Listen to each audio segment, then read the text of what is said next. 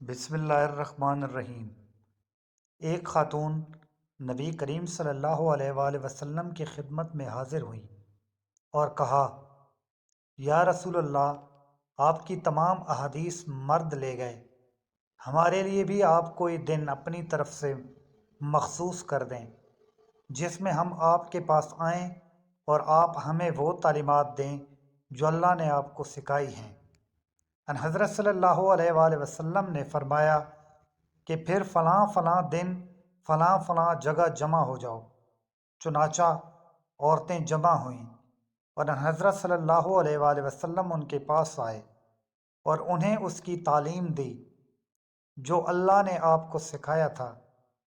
پھر آپ نے فرمایا، تم میں سے جو عورت بھی اپنی زندگی میں اپنے 3 بچے آگے بھیج دے گی، یعنی ان کی وفات ہو جائے گی، تو وہ اس کے لیے دوزخ سے رکاوٹ بن جائیں گے۔